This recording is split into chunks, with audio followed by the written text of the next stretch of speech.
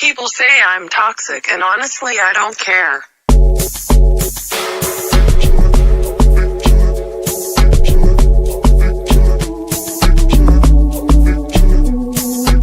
October Red is sponsored by SA Security. Maximum security, minimum fuss. Hello and good evening, good morning, good night, wherever you are. I'm Abs of October Red. And look who I've got with me today, the amazing, the one and only Frank Smith. How are you? I'm good. Sorry it's taken longer. It's been a busy period. How are you? All right, yeah. I still see that you're in New York for some insane reason. I thought that you got the plane back to the UK and this was going to be a UK shout, but we can see the scenes behind you. So fair play to you for doing that. I'm in New York. I'm actually flying to Stockton. We've got a show in Stockton this weekend, so I fly to Stockton now, and then I fly back to New York on Sunday for a day, and then I fly back to London for our show in London. So it's a busy few days, and then Ghana, and then Riyadh. You're all over the place, and I think Eddie quite rightly said that you're the one that's going to be doing the globe trotting, as it were, while he is then going to be flying off to Miami for obviously the Anthony Joshua fight with Jake Paul. Yeah, look, in all fairness to him, he gets a lot of stick, but he does a lot of work himself. It's from the top down, that you learn in this business. You got to graft, and that's always been the way. And he's not shy of grafting himself, so he's got a busy period too. Now, I do like that, the old school way. But like I said, thank you very much for your time. Thank you to you guys that are in the chat. I will try and get some questions. All I ask is that you keep it respectful. Frankie's giving me his time. He's doing a live and he doesn't have to. So that's all I will ask from you guys. Frank, so much has happened. So first of all, I'd like to congratulate you on that Monte Carlo show. What a brilliant show it was. And I'm not just saying that because everyone else says it was brilliant. I'm saying that because I enjoyed all the fights, even the initial one with Sean McComb on it as well. So all the fights, all the way through. Fantastic night. Strategic to put Conor Walker and Pat McCormack where you did, maybe? Look, it was a fantastic night, and respect to all the fighters as well for taking real tests. From the top to bottom. Even Hugo Mikalev, Sean McComb, great win for him, but Hugo Mikalev testing himself against a great. And we always said it was mad. It was a crazy fight, but he wanted to take it. Pat McCormack, Conor Walker, what a fight! And respect to Pat McCormack taking a test.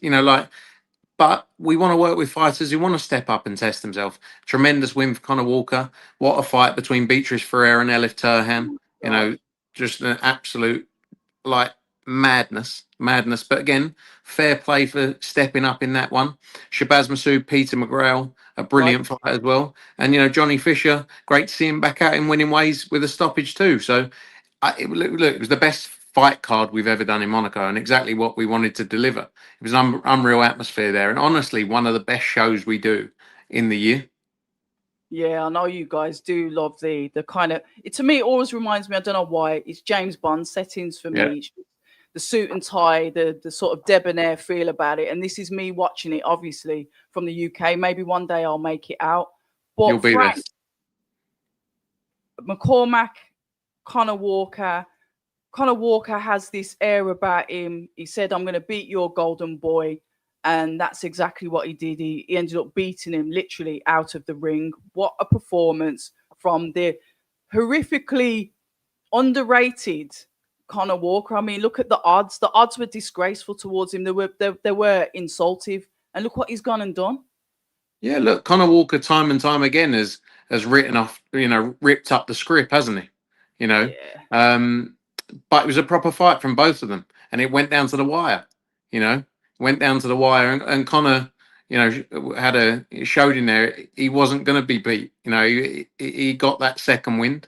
And Pat McCormack gave it everything in there. Gave it everything, and they're the fights we want to see. And we shouldn't write off fighters on losses. It should be respect for testing yourself going in there. And Conor's going to go on to some massive fights now. He's set himself up and put himself in a position to get massive fights. And I'm so happy for him as well, because he's a nice bloke. Yeah. He said, Eddie said about speaking to him in fight week. And when he got to Monaco, he was like, I can't quite believe it. But he's done it for himself. He's done that. He's delivered that. And it's nice to see nice people do well, you know. But it's always difficult when you promote both fighters, Yeah. because our job is to deliver the best possible opportunities for the fighters we represent, and for both of those guys, it was the right fight, you know. And Pat will be back stronger as well. 100% Pat will be back stronger. But yeah, what a win for Conor, and he goes on to huge fights from here. Yeah, definitely. Obviously, we had Johnny Fisher's return as well, and that's something that I did want to ask you about, because at points, like even in the beginning of the fight, Frank, it was awkward to watch because I thought, oh my God, is he going to end up going over? Obviously, the first round was shaky ground, so to speak, and it was uncomfortable to watch. A last minute replacement. He has got I can literally feel the weight on Johnny Fisher's back. It's like, I need to prove myself. He went out there like a bat out of hell. I'm thinking, what has he been learning in the gym? Because it took him ages to settle in and almost risked it all once again, Frank. Yeah, look, I think we don't always understand the pressure people are under, especially coming off the back of that Dave Allen fight, Yeah. And as well, when you have a bit more of a profile like Johnny does, Yeah. there's even more pressure on you. And I think I think the first round, it was probably a bit unsteady, like the nerves as well, everything Fair coming enough. on top. And it's gonna you need to rebuild him in the right manner and in the right fights. It was, as you say, a late replacement. I don't think he'd sparred much. He got a cut in camp, Okay. which they posted about. But look, there's no excuses from him. It's all part and parcel of it. And I think would have shaken off a lot of, I don't know whether it's doubt or, but you need to build that confidence back up. And that's what that fight would have done. And excited about what the future holds with Johnny Fisher. But like I say, when you've got that profile like he has and the family have, there's a Yep. lot more pressure on him because everyone's tuning in and that everyone's got an opinion. And of course, everyone rightly can have their opinion, but you're still talking about an individual, like all of us. If any of us are looking at stuff, he's feeling all of that pressure. And he's going to rebuild and looking forward to what the future holds and continued improvements with Tony Sims as well. Yeah. Elif versus Beatrice. I was absolutely. I've said, I did a live about it after, and I was just in complete shock. It's like Elif just went in there. When you hate someone and you just want to batter them. There was no boxing. I didn't see boxing from Elif at all. Beatrice tried to get her shots off, but it's like Elif knew her from school, hated her for about 10 years, and has finally caught up with her and just went in there and gave her a pasting. That's what it looked like. I mean, that seems like the energy in all of her fights. Just go out. Every fight I've seen. yeah. You don't really see it, especially in female boxing. You don't see those stoppages like that. No, you don't. And again, but with Bia, you have to respect her taking the challenge because she could have quite easily just taken a fight against, a name that a lot of people wouldn't have heard of, that maybe wouldn't have tested her, but she wants to test herself in this sport. But yeah, tremendous win for Elif Turhan. I don't think a lot of people are going to be calling out the name to go up against her for that belt. I definitely don't think there will be. And one of the names that I was thinking of, obviously, because of Beatrice, was Caroline Dubois. And as we know, she's jumped ship as well. Another one that's jumped ship from Boxer and has signed with MVP. I know you've done Katie Taylor and Amanda Serrano, so it's not like you haven't worked with MVP. There isn't an issue with you working with them. But obviously, Caroline goes into her debut fight with MVP on Anthony Joshua's undercard.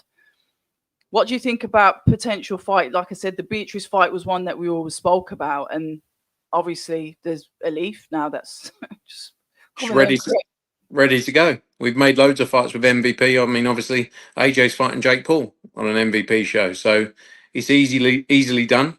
Elif Turhan, what a fight that would be. I think it would be a crazy fight. And I can't sit here and write Elif off, not with that style, because she literally took all the boxing away from Beatrice or made Beatrice fight her fight. Beatrice just couldn't box or chose not to because she wanted to fight as well. Absolutely insane matchmaking. So shout out to you guys. What do you think then of Caroline making the decision? And the reason why I'm piggybacking off that is because Eddie's sort of alluded to the fact that, yeah, that's not the only one. and we'll be making announcements soon about another one that's coming over to us. What can you say about that, Frank? Uh, Look, I think fighters need to make decisions that are right for their career. And you look at the fight, look at what Ben Whitaker's done, the move he's made. And I'm buzzing off the back of that move. Obviously excited with the journey started on November 29th. Obviously, Caroline's looking at her career and at the stage she's at. She wants the biggest fight. She wants to be involved in the biggest nights. And in order to do that, she needed to be with a promoter who could deliver that for her. And I don't think in reality that's what she had where she was. And everyone's going to do. I think you just have to. They kind of have to, from a boxer perspective, adjust their view of where their position is in the sport. They were in a strong position with the Sky deal, and utilise that. But now they're not that big time televised promoter. That's just the reality of it. They've obviously going to do shows on BBC, which is great, but it's not the same, and it doesn't allow you the same opportunity to build a big stable of great fighters. And then I think it's just the way they're coming across with things. Like obviously with the Caroline Dubois thing, Caroline had obviously decided to leave, and Yeah. and Ben comes out and goes, he's not that she's not we're basically saying she wasn't right for us. It's like, well, a year ago she was the best thing on earth, and no one came close to her. So which one is it? You know. But I don't. You're not going to sit there and go, "I've got to be honest with you guys, we're completely fucked." But there's a line. There's a line with it where the position currently is, we need to pick the people that work for us. And even with Ben Whitaker, they were like, not sure he worked for us. They made huge offers to make Ben Whitaker stay. They made huge offers to Caroline Dubois to stay. The reality is the fighters looked at it and went, "This isn't the future for me." And look, fighters move. They've moved from us in the past.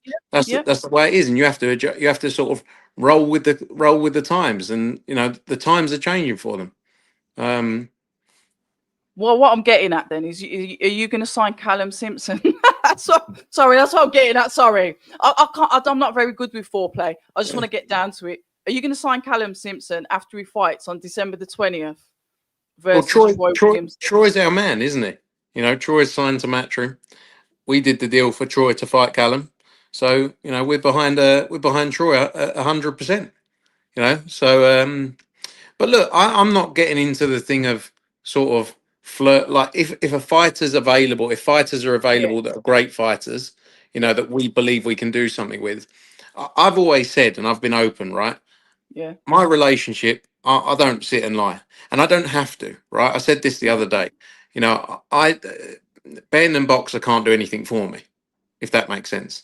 Yeah. Like I don't need anything from them, so I'm never going to sit here and play the tune.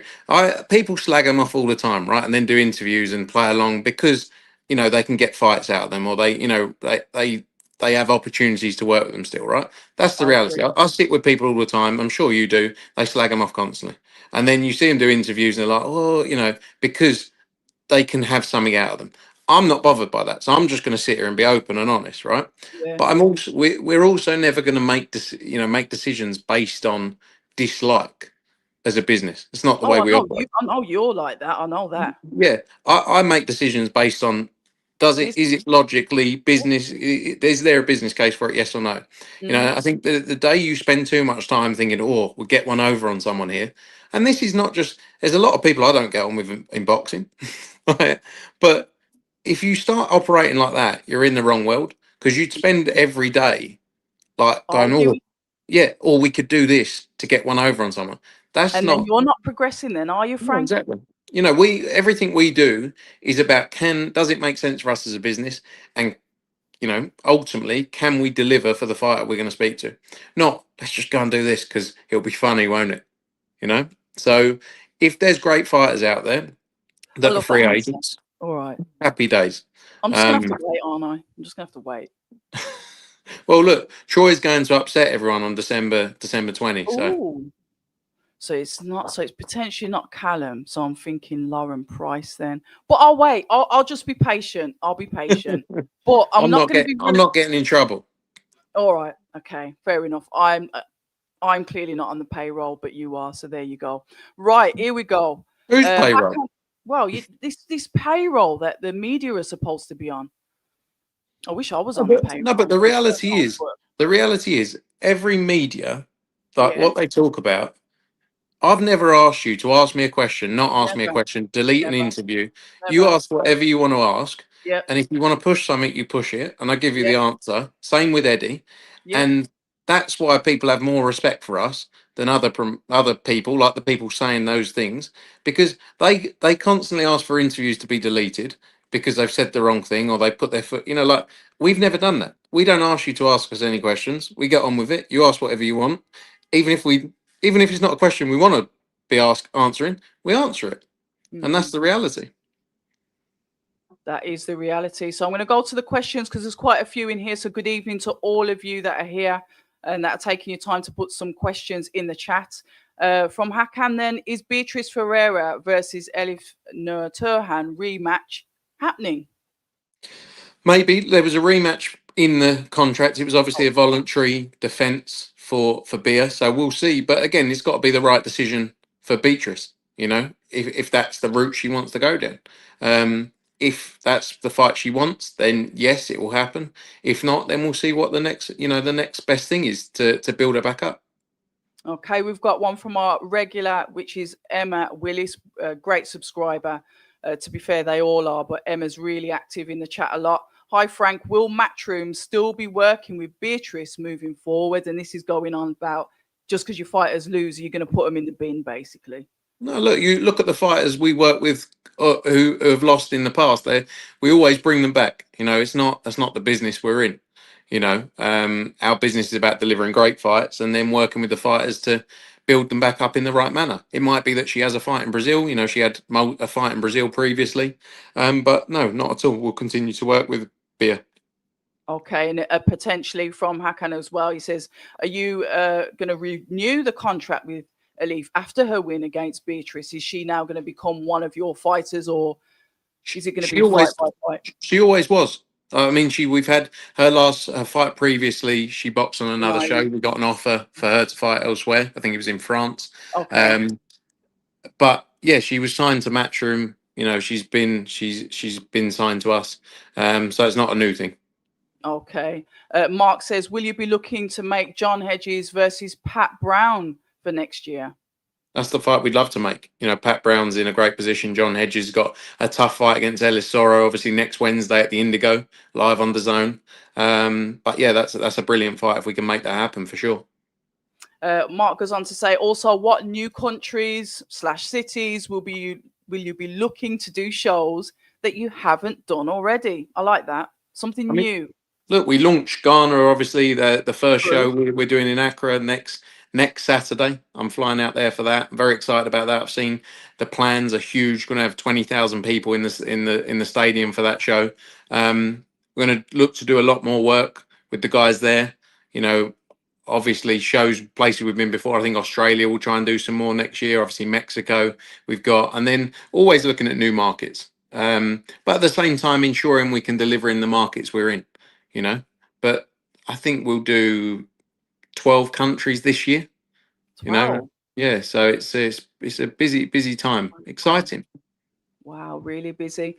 Emma goes on to say, oh, let's have a look. Hi, Frank. Are we going to see Cole versus Hart next? Yeah, that's the fight we're planning for. It looks like January 24th, the Vegas show, hopefully announced very soon. Any updates on Boots versus Virgil? Not yet. I mean, Boots has been signed for it for a long time. It's in Ortiz's court with Golden Boy. We had multiple meetings with them where the outline of the deal was agreed of the way it would work, and yeah, it's for them to go and make it happen. But Boots has been signed up to that for a long time. If we can't make that, then we have to look at other opportunities for him. But it's the fight everyone's calling for. So Yeah. Boots is ready to go. Good stuff.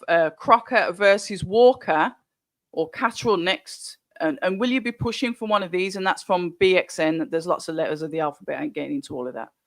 Yeah, for sure. Look, when you represent multiple fighters, a bit like the card we did in Monaco. You've got to deliver what is the best opportunity and the best money, etc., for all of those fighters. So you have to look at it from all of their angles, just like we did on that show. You know, where we matched up multiple Matchroom fighters, and that's Yeah. what we'll do here. You know, we'll look at for all of them and say, right, this is, you know, for Crocker, on Crocker's perspective, Yeah. right, this is what it looks like for you. You know, for Connor, for Catterall. You know, and that's going to be the joys of dealing with Sam Jones if it is one of those two. Yeah. I It'll love be. him really. He's a nutter, but he's a very good manager. Well, that does speak volumes because you can see what he does with his fighters. Chili Beef puts in a compliment there. Frank, how often are you lifting weights now? Good work, by the way. So obviously somebody's watching your Instagram as much as I do. How dare you? three or four times a week. I'm staying in the gym. I was getting a bit fat, so thank you. Fair play. Let's have a look, Frank. And this is from Mr. Ardor. When is Gassiev expected to get Gassiev? Oh, Giasov. Got Gassiev on the brain. Expect to get these title shot. Apologies. We're pushing hard. I spoke to Vadim earlier today. We're pushing the WBA hard. He's been mandatory for a long time. You know, he deserves his shot. All he wants to do is win that world title. He's not interested in interims, and that's the plan for us. We're you know, fully set on him getting that shot against Romero for the WBA world title. Okay, I'm going to do 2 more questions and then we're going to have to close off because Frank has got a plane to catch because, like he said in the beginning, he's all over the place. So the Bossman 4875. Hi, Frank. Is Eddie serious about starting an MMA brand or is he just saying it to wind up Dana White? Would Matchroom dabble in MMA? Look, we'd always look at opportunities. We've obviously got to focus on our core businesses, and boxing being a core business, especially for Eddie and I. But anything's possible. Anything's possible. Of course, it is. You know, we've done huge things across a multitude of sports. You know, obviously darts, snooker, and 9-ball pool being the focuses as well. So let's see. But it would be good, Eddie and Dana going up against each other in both boxing and MMA. Well, one more question, then I'll get onto that. Can't believe I caught this live, and that's from Alex Bellotti, but we just don't know who he is really. He's the ghost of YouTube. Are you looking at signing any more fighters soon? Heavyweights, Emmanuel or Daisy? Always looking at new fighters, of course. Always looking to sign new talent. There'll be more announcements as always. You know, it never stops, and we're always looking at who's next. So all over the globe as well. You know, not just UK, US, but the best fighters from around the world, and those discussions are non-stop. So yeah, I'm sure there'll be some news soon on new talent. There's always a lot to speak to you about, Frank, but one of the things that I wanted to finish off on, and it's sort of like I feel like the promoters are starting to pull rank. It was around the WBC conversation that, you know, Crawford spoke about, obviously. Obviously, Maurizio Sullivan said his part, that, you know, the price of the sanctioning fees. And my opinion, Frank, and this is my opinion, obviously, yes, I'd be a bit miffed if I have to pay a high percentage, but I understand the contract that I'm in, that I may have to pay that percentage if I fight for the belt. That's not an issue. That makes sense. But what I see, and I don't know if you see or you believe this is happening, is that there's a bit of a sway between maybe trying to devalue the belts, because as you know, TKO have announced that they start live.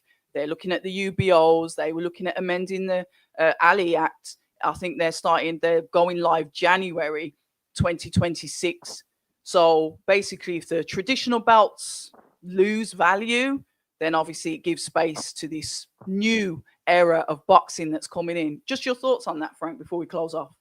Yeah, look, I think there's the heritage of a sport that's been around for hundreds of years and been, you know, it's very different to the MMA, UFC world. Where and you look, what they've created is sensational within that world, within MMA with the UFC. I don't think they can do that in boxing like they did. But that's not me saying they're not going to succeed. They're going to create a very good business. I don't think they can replicate what they've done in the UFC in boxing, because boxing has been a sport with so much heritage for hundreds of years. When you look at the sanctioning organizations, you know, it's a dream of fighters to win those belts. Yeah. It's not necessarily our dream. Oh, I'll go and win that belt. It's fighters who are coming through. They want to win the WBC belt, the WBA, the IBF, the WBO, and Ring Magazine, of course. You know, Yes. and that's a dream that's been in their minds. And I think if you're talking about that changing, that's a long term change. It's not 10 years, 5 years. Yeah, I That's agree. 30, 40, 50 years to change the call, just like it took a long time for those belts to be in that position. So And if be what they're established. saying, yeah, if what they're saying is correct, it's going to take a long, long time, you know. But boxers will always grow up with that thing of I want that belt around my waist.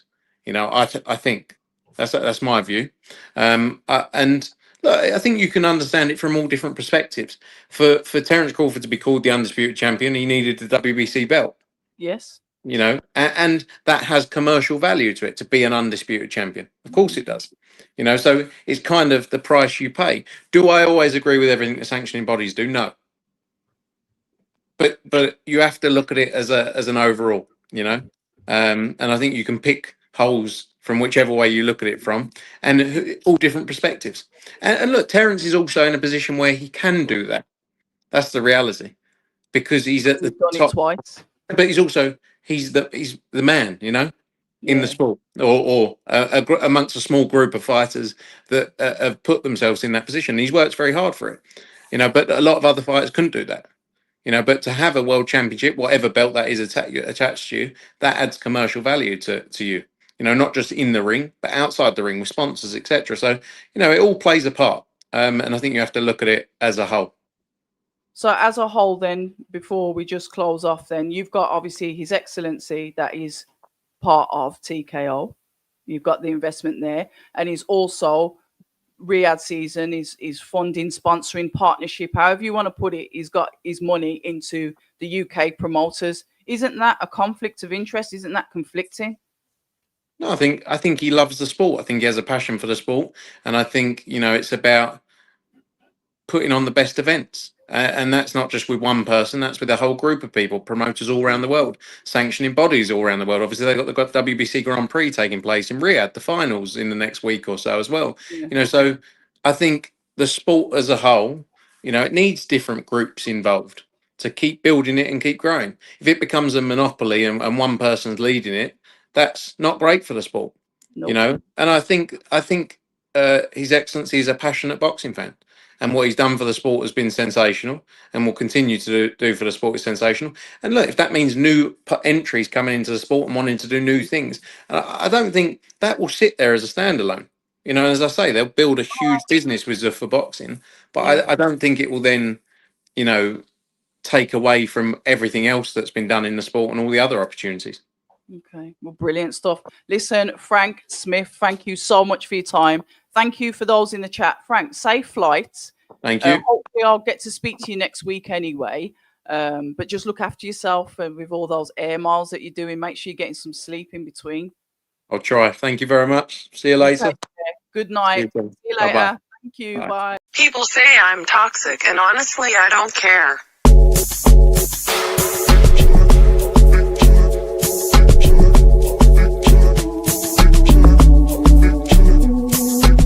October Red is sponsored by SA Security. Maximum security, minimum fuss.